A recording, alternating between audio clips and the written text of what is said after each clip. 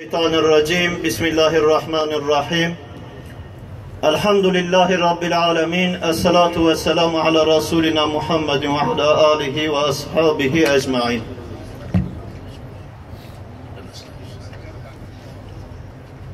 Öncelikle buraya takdim edilirken Hür Dava Partisi'nin başkanı olarak çağrıldım. Ben Hür Dava Partisi'nin başkanı değil, genel başkan yardımcısıyım. أولا أريد أصحح شيء بسيط. أنا نائب رئيس الحزب لست رئيس الحزب. Türkiye'den geldik. Şeyh Hasan Turabi merhumun taziyesini sunmaya geldik. قادم من تركيا معزيا للشيخ الترابي.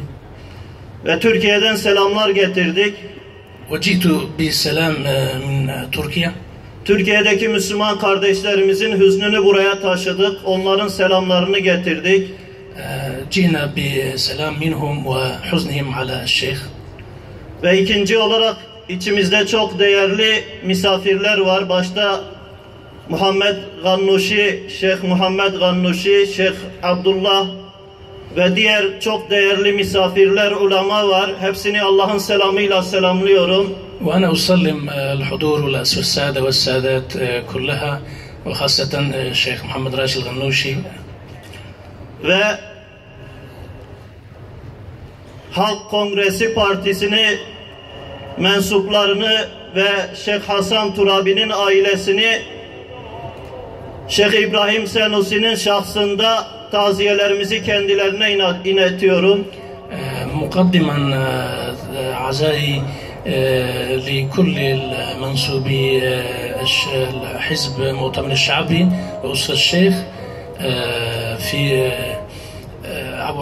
على الشيخ إبراهيم السنوسي. Şeyh Hasan Abdullah Turabi sadece Sudan için bir kayıp değil, ümmet için bir kayıp oldu. الشيخ كان رجلا صالحا كبيرا ليس على مستوى السودان فقط بل على مستوى الأمة الإسلامية كلها. Çünkü o ümmetin alimiydi. Sadece Sudan'a faydası yoktu. Türkiye'ye de faydası vardı, Endonezya'ya da faydası vardı, Malezya'ya da faydası vardı, Mısır'a da faydası vardı. Bütün ümmete faydası olan bir alimdi. لأنه ليس سوداني فقط بل استفاد منه كل الأمة من تركيا إلى إندونيسيا وماليزيا ومصر وكل العالم الإسلامي.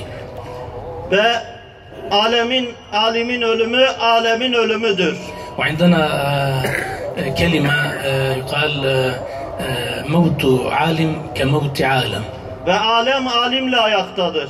والعالم قائم بعالم.